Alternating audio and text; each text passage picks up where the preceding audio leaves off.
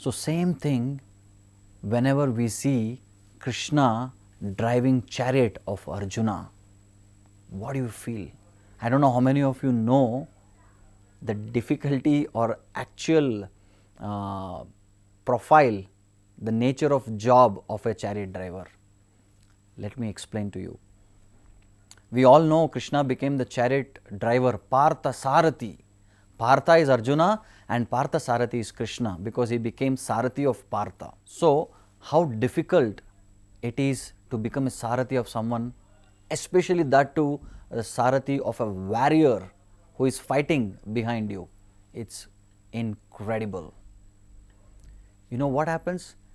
Now, a chariot driver who is driving the chariot in the front, and the warrior, the fighter, he is there behind, and fighter is looking at enemies in different directions, and he sees suddenly on the right side somebody is attacking, and sometimes he sees left side somebody is attacking. So at that time the warrior he will not have enough sufficient time to tell, oh chariot driver, please take right turn, please take left turn. No, he can't do all those things, he can't speak at that time. You know what he has to do? The warrior, the fighter, has to kick the chariot driver. So if Arjuna wants to go right turn, he has to kick Krishna on the right side, and then Krishna understands that he wants me to take a right turn, and if he wants to go left, he has to kick left side, then Krishna has to take left turn. And just by looking at the page, the starting page of the book of Bhagavad Gita, we can learn a lot of lessons.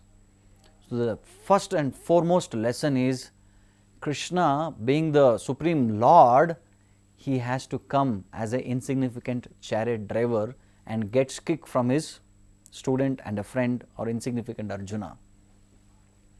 So from this, what lesson we can learn is, this is the greatness of a great person. So what is the greatness of a great person?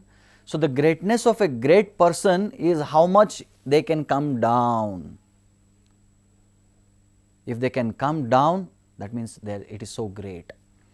One of my friend, he used to live in US, and he would love this basketball. I think all of you know about basketball. So people who play basketball are literally 6 feet and above, 6.2, 6.5, very tall, because they have to put the ball inside the basket. So players are generally above 6 feet. So my friend, he was just about 9 years, 10 years, and he always loved one particular player, and he would request his father whenever there was a game live, and he would request his father, please take me, and he wanted to go sit in the front seat, so that whenever these basket players, after the game or before the game, when they are walking, he had a strong desire to just give his hand and touch this particular favorite star, sports star.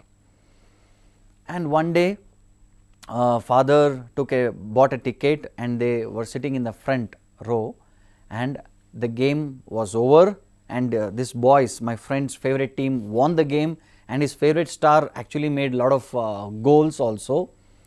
And after that, when they were coming back, and he was literally praying, oh God, I want to touch him, please make sure that he comes and touches me.